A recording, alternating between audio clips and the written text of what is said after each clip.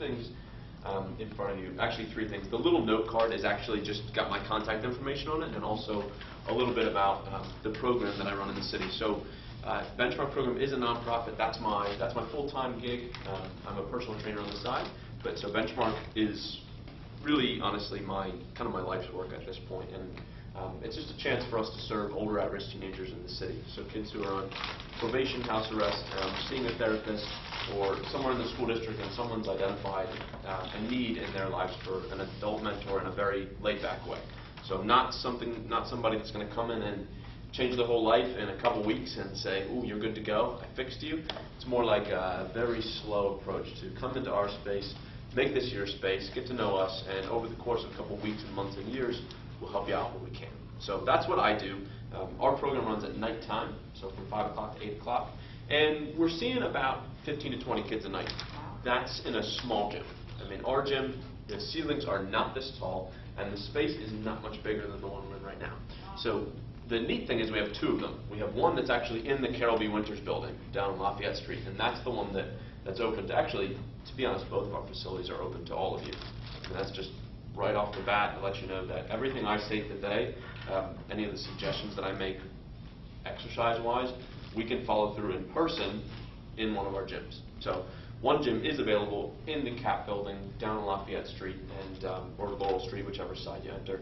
And that one has really nice equipment. It's got everything that we need in there. We just bought a ton of equipment from an individual who was selling their gym, so we just kind of scooped it all in.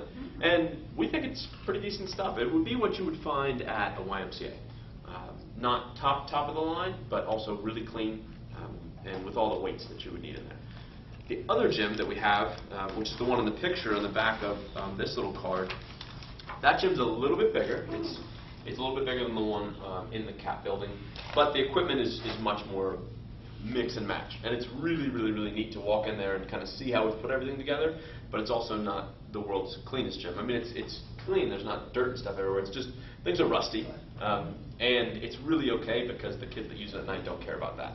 And we don't care about that either. We just get a chance to use equipment that people have donated and coach the kids through the very basics of exercise. So we're not here to create world star athletes. Our program is just to give kids in the city a place to hang out around positive people. It just happens to be a weight room. That just happens to be the best way for us to contact them.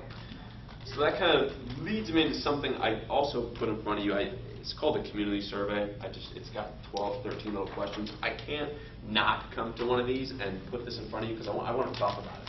So we're doing some really interesting work with fitness overall in Lancaster City. And I know that each of you it's very likely that you've all have worked in the city longer than I have. I've been here since 2012. I've only done the work that I'm doing now since 2014. So what I put on this paper will hopefully take you less than 5 minutes to go through, but might open up some conversation between all of us about how the work that I'm doing now could grow, could be better, could change. So you could do that at any point. That's not necessarily part of the lunch and learn. What's part of the lunch and learn is what's on the other sheet. And I'll go over that now while you're eating. But I just want to let you know there's like a survey thing, and please don't feel like you need to put the world's most insightful answers. Just whatever comes up on the top of your head when you're working through that survey, write it down, because I kind of halfway through this lunch and learn, I want to tell you what I'm thinking, and I want to gather your feedback. So while you're eating, the fitness-based topic that I came to talk about today was workout structure. So the last time I was here, I talked a lot about specific exercises. And I thought that coming back today, it would be more helpful to talk about structuring your workout. So people who go into the gym and don't have a structured workout often don't come back time and time again. So it's just helpful to have the bare minimum idea of what a workout concept could look like, so that when you go to the gym, you don't feel like you're just kind of walking around and you hit whatever machines are open and then you leave whenever you've worked up a decent sweat. So I'm going to kind of walk through this sheet real quick. Again, I want to stop and do questions at some point too. Hopefully this generates some questions. And I'll open by saying that everyone here probably knows that your workout, what works for you, depends completely on you as an individual. So everything, I want to preface everything I say here today with the knowledge that if you came to me in the gym and we talked about personal training and putting together a workout program, I would ask a lot more questions than I have written down here. Karen's actually done some work with me, so we're going to glaze over this, and I want you to think about how this could match into your life, keeping in mind your schedule, how comfortable you are with exercises, what time you have, where you can work out, changes all this. So anyway, this is my cheat sheet. You're not the first person to see this. This is what I give to a lot of the kids as well that I work with, because I can't be with them all the time, and a personal trainer shouldn't be with you all the time. So what are some basic things that we can keep in mind when we're thinking about hitting the gym? So first of all, what are you doing now for your workout routine, and is it working for you? If your workout is working for you, whatever you're doing, don't change that. I mean, you have some rhythm. It's something that you're happy with, it's exciting to you, and you're pumped to go to the gym in the morning, afternoon, or evening. No need to change that. I don't pass any judgment on people who don't want a personal trainer. I don't think that everyone needs one. So that's number one. Number two, where will you be working out? I brought some stuff today, some little props. This is actually, it is kind of vacation season, so when I go on my vacations, I take one of these wooden dowels that I bought at Home Depot. It's obviously got a lot of love in. I take one exercise band, and I take a 6-pound medicine ball. So where you're working out dictates what kind of workout structure you have. Again, today my thought was I'm going to show you what I do on my vacations, just so you're aware of how light your equipment can be. You can do this kind of stuff at home. And then how much time do you have? I don't advocate any more than a 45-minute workout. I mean, anything more than that edges you into, well, actually, you know what, let me say this. If you're interested in a certain physique goal or a bodybuilding or a powerlifting thing, maybe an hour and a half makes more sense, or maybe 2 hours makes more sense. But I think for most of us, and again, I'm generalizing, 45 minutes is plenty of time for us to get in, get our workout, and go home without, and also talk to the people that we like to hang out with at the gym. When we do our nightly sessions with the Benchmark program kids in this gym, I'm there for 3 hours. So my workout is 3 hours long, but I do exercises for 45 minutes out of that time. The whole rest of the time I'm just running my mouth, talking to kids. And then, again, that's my reality, and that's the program that we built up. So 45 minutes. If you have an hour, great. We can add some extra cool exercises in there, and certainly you could target different body parts, but that's kind of the discussion of today. So the fourth thing I have written down is the KISS principle. Keep it simple, stupid. And they're not stupid, but I think that kind of hits home with a lot of the kids I work with. Exercise doesn't have to be super complex, and it shouldn't be. It's one of those things that the more you think into it, the less you're going to enjoy it. In my experience, I think that having a personal trainer initially is great because the personal trainer does the thinking for you, but when you're walking in to do your workout, it doesn't have to be super complex. And I know that there's a gym stigma around walking into a facility and seeing people who are in their rhythm, they're doing their high-intensity workouts, special moves and whatnot, and for some reason that's what we think of as doing it the right way, when really that's not true at all. We should be going to the gym to do things that make us feel comfortable. We feel like we're getting a good work out of it, regardless of what other people are doing, putting the weights above their head, squatting down, lunges, jumps, all that kind of stuff. So with that in mind, again, think about me working with kids who have never done anything in the gym. I give them this short little list here under number 4. I say pick from one of the following exercises, and I listed out B through F there, the main body parts. I actually make the kids write these down on a note card when they come into the gym so that they structure their workout in a simple way. I say you want to hit your quads, so you want to hit the front part of your legs. Okay, this is a huge muscle group. You want to hit your butt and your hamstrings, which is also an even bigger muscle group in the back part. I'm not talking about toning or defining or blowing it up or whatever. I'm just talking about we just need to hit these areas so that we are balanced. The push exercises, so anything that has to do with your chest, your shoulders, or your triceps back here. Obviously, that's the one that everyone in my facility wants to gravitate towards. They just like lay on their back and just this motion for men and women is just natural. And none of us have figured out why. But you have kids who come into our gym and are terrified of getting under the squat bar and doing a squat but they will just run over to the bench and dive on it and do their bench press. So again, that's an easy one for people to understand, but it is important. And then pull exercises. So anything that works your upper back, your middle back, or your lower back. Actually, I left the lower back out of that. So anything that works your upper back or your middle back, your biceps and your forearms. So those are the muscles that when you lift something up from the ground and pull it in towards your belly button, that's what you're working. Last but not least, the core, so the abs and the lower back. I listed some exercises there. And before we go any further, I just wanted to go over a couple of those things, because while these are the most important to go over, they're also the most misunderstood. And if you do something like a squat or a deadlift incorrectly, not only does it hurt, but it keeps you from going back to the gym because you're worried about how you looked in front of other people. So I thought I would go over a very, very basic demonstration of the squat. I'm going to pull this table back. I'll pull this back and get it out of the way and just show everyone real quick. Again, I care more about you just knowing the basic moves here, just so that you feel comfortable with the movement. Many of you, how many people in here had anyone walk them through what a correct squat would look like in the gym?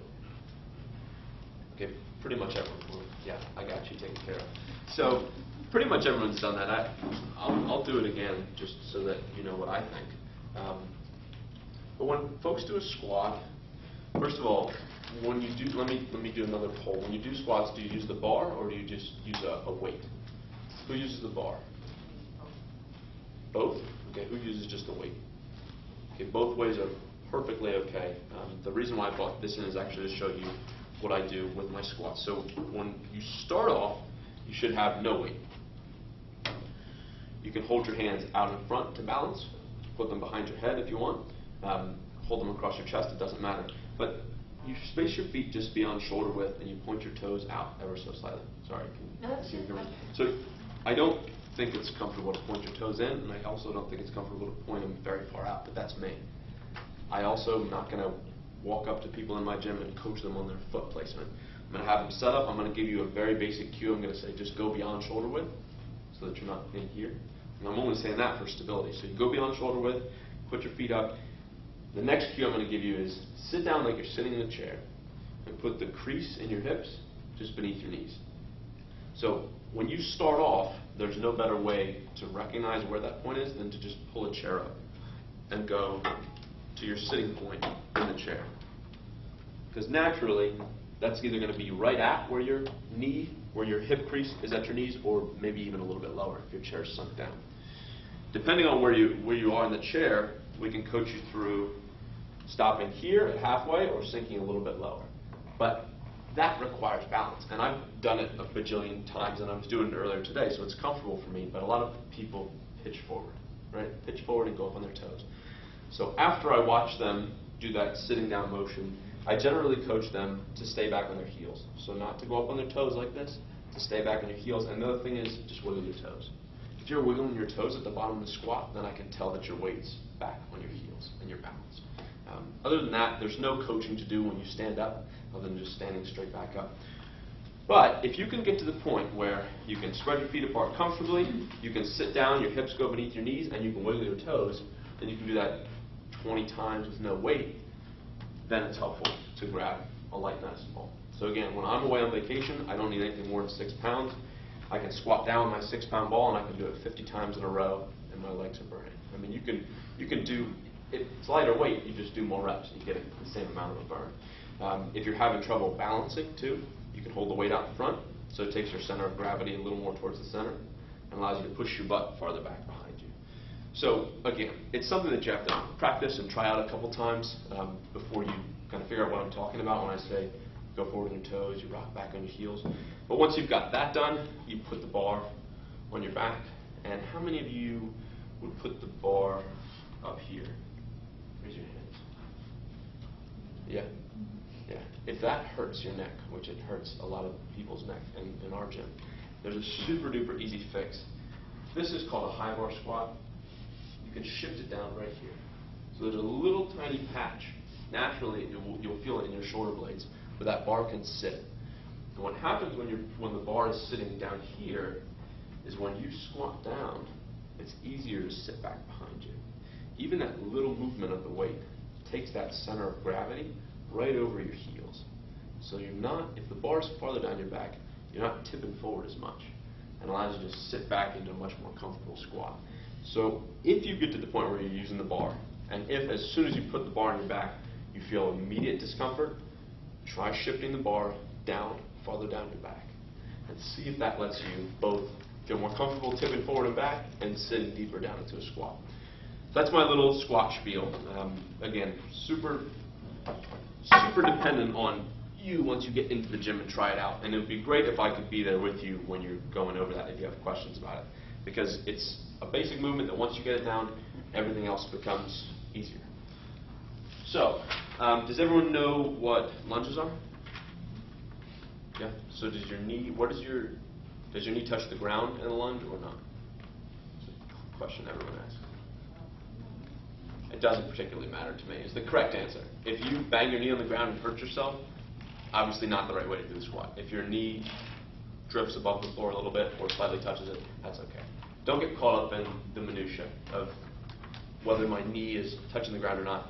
All that really matters in the squat is, or in the lunge, is when you take that step forward, do you let your knee go out over your toe, which would put you at risk for injury, or do you keep your shin straight up and down so your knee stays over your heel? That's all that counts. So when you're doing a lunge, if you were with me in the gym, I would just watch to make sure you weren't taking a really tiny step and letting your knee go over your toes.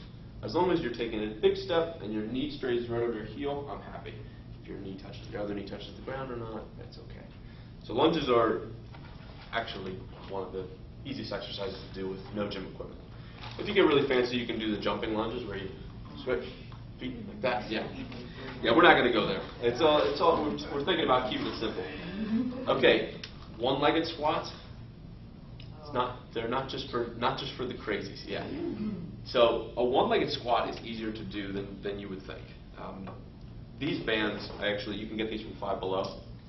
These are really cheap exercise bands. They're super strong and stable. They just sell them very inexpensively at Five Below. So you grab one of these.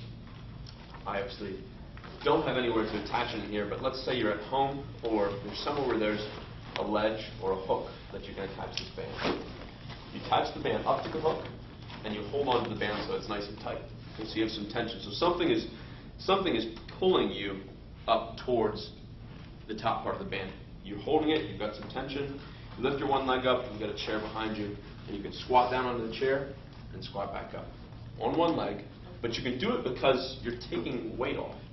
You're taking weight off with this band.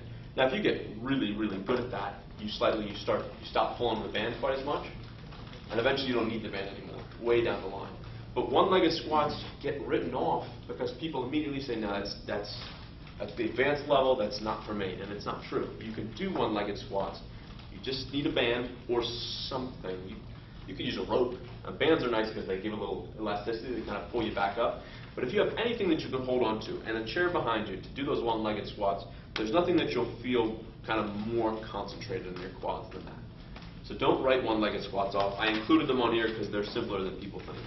And then box squats. I don't need to go over box squats. That's just squatting down on a chair and standing back up. Again, that's like a precursor to the full up and down squat. But hamstrings, hip raises, everyone's seen those. You lay on your back, lift your hips up like a hip bridge.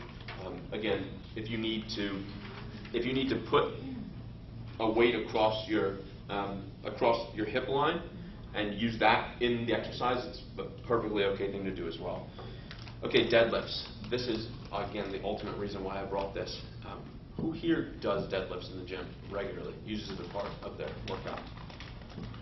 Okay, they're super scary just because generally there's a bunch of males hanging around the deadlift platform grunting and hogging the weights up, and you can never really be sure when they're done using them, which makes it intimidating to step up to it. So again, part of the benchmark program is especially getting our young women onto the platform, giving them space and coaching them through this. So if you came down to benchmark program one night and watched us, you would see the young women and the young men sharing the same platform, changing the weights for each other.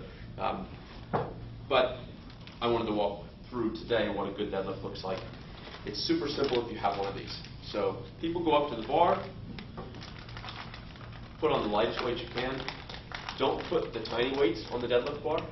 they're meant to put those big rubber ones on there because the rubber plates lift the bar off the ground to the right point in your shin. If the weight's way, way, way down on the ground, you're hyperextending just to get down there. So use the big plates, even if it's the light ones. Use the big plates because it's setting you up at the right height. If people walk up, grab it right away, and pull up by pushing their butt back, and then they just use their back like an angry cat to stand up with it. If you have something like this nearby, and you remember, when you grab the deadlift bar, you want to think about having a dowel like this running, touching the back of your head, your middle of your back, and your butt. So if you bend down, and the key is to keep it in contact the entire time. So if you bent down without bending your knees, you would remove the wooden pole from your butt. That's not a good move. Think about sitting down to grab the weight while keeping all the piece of wood in contact with butt, back, and head. You keep it that way the whole way through the movement, and that keeps you from bending your back. This is the single easiest little trick that I always let people try the deadlift out one time, because you have to try it out and feel how bad it feels to do it the wrong way. But once you have this visual element in your mind, thinking about a nice straight back, there is no more coaching that needs to be done with the deadlift. There's enough room for variation in the movement that you should feel comfortable enough, if you're visualizing this, walking into the gym, grabbing a lightweight, and standing up with it. Doesn't matter what you do with your hands. If you want to get fancy, you can change your hands up, but just thinking about my back has to be straight, my chest has to be up, my head has to be up, so that I can keep this bar on my back the whole time, be able to do deadlifts. Again, big thing about the gym is you have to be able to resist the people who will come up and say, oh, let me help you. I see what you're doing. I really would like to help you. Those are the worst people, and they never have the right advice. They never do. They're just eager to seem cool in the gym. So take my advice with a grain of salt if you want to. Try it out. Try it out. But this comes from watching people do it in an uncomfortable way for so long that I want to offer that one visual cue that can go a long way. And then the rest of this we can probably breeze through. Straight leg deadlifts, same movement, except this time your legs are straight. Is your back straight? Yes. It's not part of the description, but if you bend your back over and keep your legs straight, you're doing the same harmful movement that you were before. Keep your legs straight, keep your back straight. The only difference is you're going to feel a lot more tension in your hamstrings specifically. Good morning. Does everyone know what good mornings are? This is a good one too. This is done, a lot of times people do them right after squats. Put the bar on your back, so wherever it's comfortable, either up here or down here. Legs straight, put your butt out behind you, and like you're bowing forward. Okay, so it's a super easy move. It's done. Go ahead and do a set of, like if I'm doing a real quick cardio workout, I'll do my set of squats, and then I'll go right into good mornings right behind it. Just a good hamstring exercise. And the rest of these I think we can move through quickly. Step ups are easy, stepping up. Shoulder press, overhead press, bench press, incline dumbbell. But these are, I can't imagine, I'm pretty sure everyone here knows how to do the rest of these. They're basic moves. The only thing that I would caution you is when you go ahead and do stuff like the incline dumbbell bench press, you're sitting back on the bench, incline it to whatever angle you feel comfortable at, and focus on pushing both of the dumbbells straight up. People grab them when they're laying on their back and push them back behind and hurt their shoulders. So just push the dumbbells straight up. When you're doing weightlifting in general, and I'm also thinking about the shoulder press, you just stick in one plane of motion. Try not to go out of it, or it'll lead to injury. Even when we think about doing the deadlift, the bar should be in a straight path, straight up. So when you do those dumbbells, don't go out, don't go forward or back, just go straight up. And that plays into every other exercise. Just keep things in one plane of motion. And, what if you can't do chin-ups or pull-ups? What's the difference between a chin-up and a pull-up, actually? Chin-up would be underhand, pull-up would be overhand.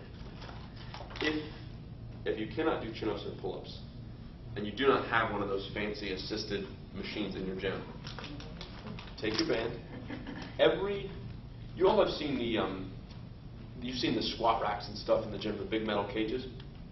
All of them come with little pegs that people use to support the weight.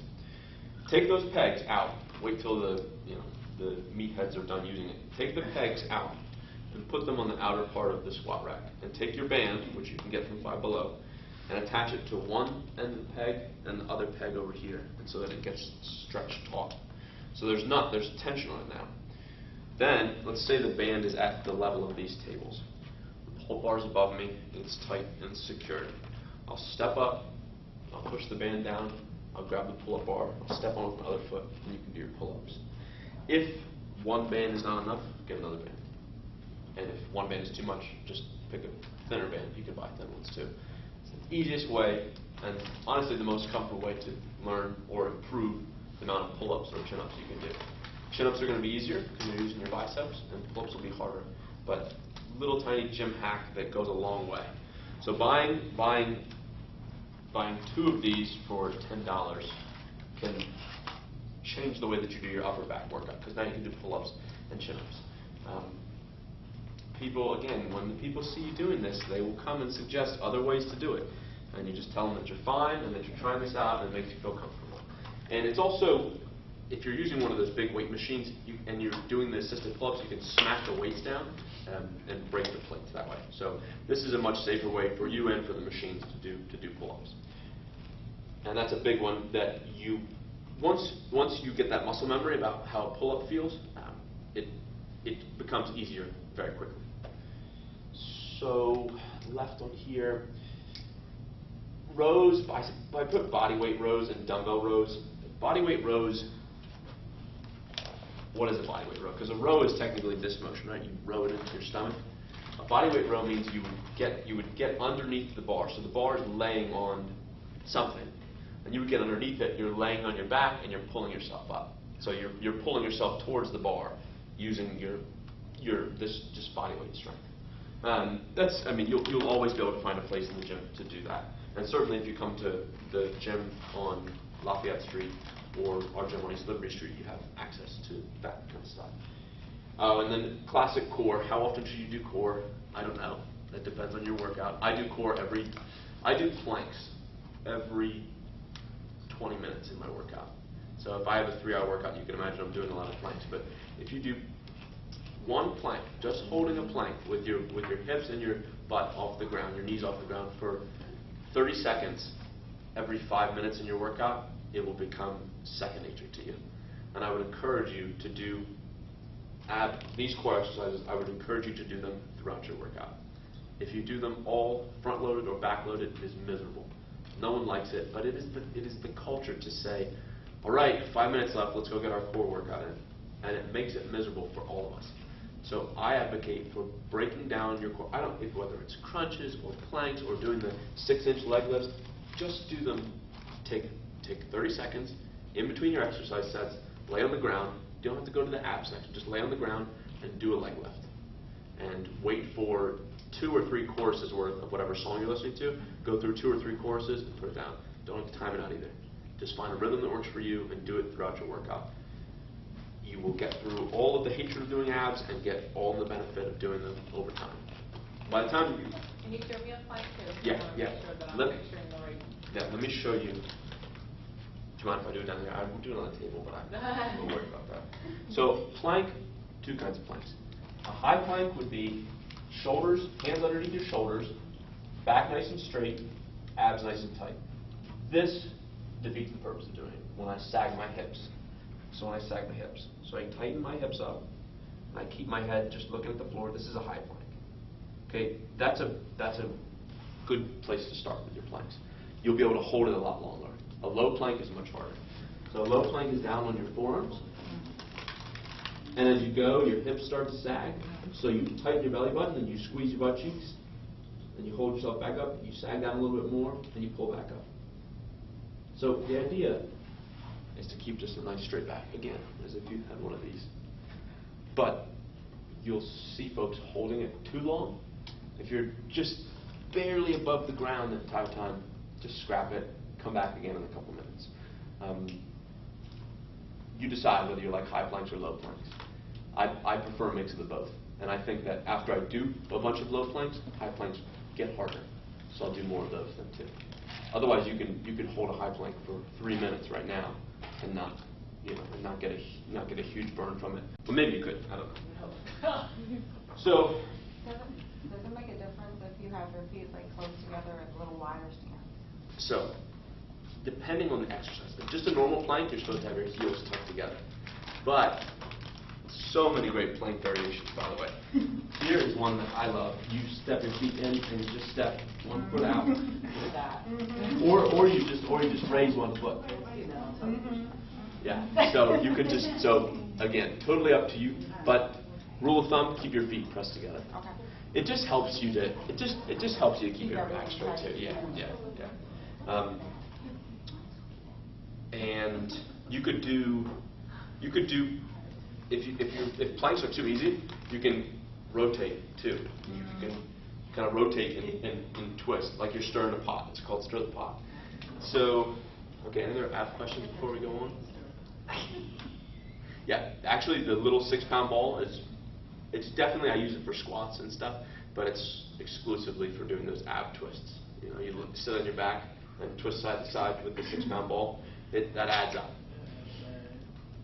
Okay, the rest of this, again, I would look at this. I'll walk through it real quick, but this is kind of for your thinking when you're back home. Again, very basic overview for people who are generally in my gym who have not done their own workouts before. You do 3 to 4 sets. So a set is comprised of a number of reps. So 3 to 4 sets of 6 to 12 reps for each exercise. So if I do 12 squats, I do that 3 times in a row. Each time I do it is called one set. So 12 reps, or 6 to 12 reps in each set. Pick one exercise from each category above and do that exercise 3 to 4 times a week, like a Monday, Wednesday, Friday type thing. So when I do this for my kids, I have them pick one thing from quads, one thing from butt and hamstrings, and so on and so forth. And I say, great, you have all your exercises lined up. You're going to do 12 reps of each exercise, and you do it 3 rounds, so 3 sets. If you do that and talk a little bit in the middle, it's 45 minutes on average. If you breeze through it really quickly, you're done in 30 minutes and you're out of there if you've got something to do. But I think that 3 to 4 sets is your kind of hallmark. Keep that in the back of your mind. The next part of number 5 there, I broke down a note on a number of reps. People will debate you, and you can have hour-long conversations about whether it's better to do lower reps with add weight or just higher reps and body weight. Totally depending on what your goals are. I said 6 to 12 because 6 to 12 is a mix of building muscle strength and building muscle endurance. Upwards of 12, you're just teaching your muscles to endure. Lower than 6, you're teaching your muscles to have very forceful movements for a short amount of time. You decide what works, what matches your goals. Give yourself 1 to 2 minutes of rest between the exercises or between the sets, whichever you prefer. And when should you add, this is interesting, when should you add weight to a body weight exercise? When you do it 20 times, easily. So if you do 20 squats, easily. It's time to add the 6-pound medicine ball or add the bar with some weight. If you can do 20 box squats easily, it's time to take the box away and just do normal squats. Keep your workout under 1 hour, yes, and stretch after your workout. Stretching after your workout is a nice way to cool down, and it keeps you from getting really sore. Stretching before, people injure themselves when they're stretching before. It's something that was advocated years ago to be the thing to do to warm up. Yeah, to warm up. It's now believed that when you have cold muscles, so muscles that haven't been moving a lot, and you stretch them to tension without warming them up, you can have strains and in the worst case tears. Just work yourself into your workout slowly. Don't dive in and pick up the biggest weights or go right into your 25 reps of squats. Just work yourself into a couple reps, chat with whoever's there, listen to your music for a minute, move slowly, and then get into your workout. Stretch afterwards. Stretching afterwards helps release all the tension that you've built up throughout the workout and return you to kind of that normal, I'm feeling my normal flexibility right now. And the last thing there is I kind of put an example of what a workout would be for me. That's what you see right there, Monday through Sunday, is actually what I do. So I do 6 days a week. It works for me. Doesn't have to work for you. I'm with my kids when I do this, but it works out. Upper body on Mondays, flexibility, so I do yoga class on Tuesdays. Wednesday's a full body thing, so I just mix up all the exercises. Thursday I would do a run or jog or sprints, and Friday I do another full body workout. Saturday I hang out, and Sunday I do lower body. It works out. have certain stretches that. I'll tell you with full disclosure that I will go to YouTube and type in whatever. So if I have tension in my lower back, I would type in lower back stretching workout, and I would just follow whatever's there that day. I kind of listen to my body, and YouTube is the greatest teacher. YouTube teaches more personal trainers than anybody else. Okay, I talked way too long about that. I wanted to talk about the survey just for a minute, unless there's any questions about this really quick. Okay, so survey, and you can fill it out, or you don't have to fill it out either. I didn't want you to feel you have to. I'll preface you on why I brought it. There's an initiative, and there's a number of organizations that are working to put a new, affordable, accessible gym facility in the center of downtown Lancaster. And we're actually, this week I have a meeting with Dan to talk about getting CAP involved. But do you all know the Southern Market Center? Just down on, yeah. So the city wants to get rid of that building, and we want to buy it and put a number of things in there, one of which being a very large, affordable, accessible gym facility. The city's got the YMCA. The city has a tiny gym down on Queen Street called Fit Studio. It's pretty expensive. And there's a new Anytime Fitness, which is a 24-hour gym, opening up on North Prince Street, right across from the Pennsylvania College of Art and Design. And that's coming in December. So that's going to be $40 a month memberships and really nice facilities. The YMCA is up there. And then you have Fit Studio, which is a kind of a premier studio right downtown. You have a ton of yoga studios, but you don't have anything like a Planet Fitness. Really affordable, walkable to everyone, both north of Vine and south of Vine. So our hope as an organization, as Benchmark Program and a few others, is to put something right there in that building that would not just draw in people who are walking by, but would draw in people who are looking for something like that. Can't go out to Planet Fitness, can't afford any other gyms in the city, but want something where they know this is a Lancaster homegrown kind of thing, not the big chain block gym. So that's what we are, my organization, myself specifically, are putting in a big proposal to put a gym there, but we're in a big push right now to talk to community members and people who work in the community to ask, is this going to benefit the south side of Lancaster City where poverty and obesity are concentrated?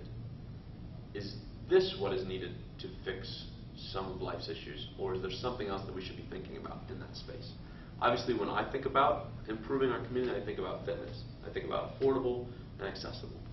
But I'm not so sure that that's, I haven't even convinced myself yet that that's going to be the saving grace. And maybe there isn't the saving grace that's needed. But I'm trying to figure out, and this is why I kind of tried to ask some questions. Does the community need that, in your opinion? Is the community looking for an exercise solution where there would be group exercise space, free weight space, machine exercise, or if something like that pops up, will it not make a difference at all? Thinking also about some of the other fitness offerings that we have. Now, it would allow my organization to expand our mentoring services big time. I mean, for sure, we would help give this space a soul by growing our mentoring program. But it would also have to be interesting to community members. And can the large part of the community who lives south of Vine, can they afford a $10 a month membership? Is that valuable to them, or do they have to put their $10 towards other more important things? So I'm interested in just anything, and again, we have such little time, 7 minutes maybe. I'm interested on any ideas that come off the top of your mind when you hear me talk about this proposed gym facility, which the city seems to be interested in, at least. So, those of you who have worked in the community much longer than I have and know this community much more than I do, would this be something that would have an impact, positively or negatively? Would any of you go to it, thinking that it would be, So for me, but I have a car. Not everybody who we work with has transportation, so it's then walking or busing path, and that would make it better these bigger gyms have, childcare services available. Yeah. And that might be an interference if there is nothing available for the children. We're working with the Lancaster Early Education Center just up the street. So if this goes through, then they would offer to do childcare for us. So we don't have to have it in-house. Parking is a big issue. There's no parking. There's maybe 15 spots. So if you live outside of the city and want to come in to work out there, you have to hunt for that Vine Street spaces or park in the garage. And we all know the parking authority is not going to give us any deal on. There's absolutely no deal on that. There's no deals. There's no deals. So that's why when the city says to me, "Sure, Will, great idea. Definitely like what you're doing, but how is your gym going to survive?" And I have to find a way to show them that this community would buy in, and that the community who walks would legitimately buy in. And it's less attractive to the city when they know that there's a big chain gym coming in on North Prince Street. But who's going to afford a $40 a month membership? That's not going to happen. And I'll tell you what. At that gym right there, can you all picture where I'm talking about? There's like a grassy spot right next to the police station. The gym is right next to that. It's going to be there. How many members do you think they're projecting to get? Just shoot a number out there. There's 60,000 people in Lancaster City. They're hoping to pull 3,000 members in there. That's 5% of the population. I said no too. Yeah. I said no too. But it's amazing. It's amazing. So. I'm doing like free memberships for the police force or something. I Isn't it amazing? They're going to incentivize different companies. They're going to have to. They're going to have to. They're going to have to. or like lunchtime free workouts if you work for ex-employer or something. I don't know. So that's it. I'm sure. Yeah, no. And they probably don't have parking either, right? Not that I know of. No. Well, there'll be less. There wouldn't be any room to park. You want to work with that? We're talking about that, Chris, across from the art school. Yeah. Oh. I'm sure you'd consider this, but like a tiered membership, something like, I would gladly pay wherever you guys more than $10 a month, just because, I know benchmarking, you guys do great stuff, and I can afford more $10 a month, so, like. Here's what we were thinking. We were thinking that we would just model Planet Fitness, a 10 and a 20. Yeah. 10 gets you access to the gym, access to group exercise classes. 20 gets you access to the gym, access to group exercise, access to personal training. From my students who are already doing personal training. Oh, wow. That's cool. great. So 10 and 20. Well, there's your sale right there. But I'm trying to make this sound reasonable to the city that we could bring in 1,500 members. Half. Like I've told you before, women, the biggest thing is cost and daycare. Like I have so many people coming in, like I wish I could go to a group fitness class that I can't afford in LA Fitness or a gold membership. And I know Crunch opened up in New York, and they're very similar to the cost prices that you're saying. And they're like packed all the time, like they're very popular. So if we set it up with the daycare up the street that they provide daycare, it would be much more attractive. Yeah. And it would be included in the cost of membership? Yeah. Yeah. I think that I just need to. The thing that keeps me up at night is I have no way to justify or even begin to justify 1,500 members is what I'm shooting for. I am 100% hoping that people who live in the city would walk there and pay $10 to $15 a month. Yeah, and I know for sure I would be able to get my students and their families, but the services that I provide now will remain free for those kids. But I'm just talking about just regular gym memberships. It's a big gamble, but this is what we're pushing for. This is our opportunity to grow and do something positive in the city. And that building is a mess, and there's nothing in there, and it is at the best spot to draw in people. The city is all about this bridging. The one that I put it this, the gym that's opening up on North Prince is 6,000 square feet. Inside this building, the portion that we're thinking about for a gym is 13,000. Okay. And I'm working very hard to try and figure out how I can put a half basketball court in there too. Because if you have a half basketball court in there, you're attracting a ton of people who just want to shoot hoops every once in a while too. And then we can have some rec leagues too.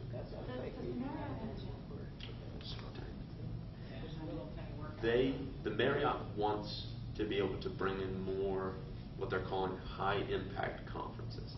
So they want something there that's attractive to conference goers. A gym might be it, but the other community organizations that are coming into this are suggesting that we have a community food court there, where we take a huge portion of the building, we carve it up into tinier spaces for local food businesses to provide a cafeteria style food. That's what, do you know Assets Lancaster? That's their pitch. So that's where we're doing this with Assets to figure out. So you would share the space? I'm only telling you what my portion of the space would be. And I just wanted to gather some insight today about, I was hoping, and it's 1 o'clock too, we've got to go, but I just wanted to know if there was going to be hands raised and say, you need to focus your energy elsewhere because this is not what our community needs. There's space out front for bikes to be parked too, You've right? got it. Yeah, You've got so it. that would be the other thing, for people who might be a little bit further than walking, they could ride a bike and be up there. Exactly. Okay, so keep your ears peeled for that. And my contact info is all over that. So if you have another thought and you're like, Will, you got to think about this, write me a message or call me. Thank you all for coming today. Yeah. Appreciate it. Do you want to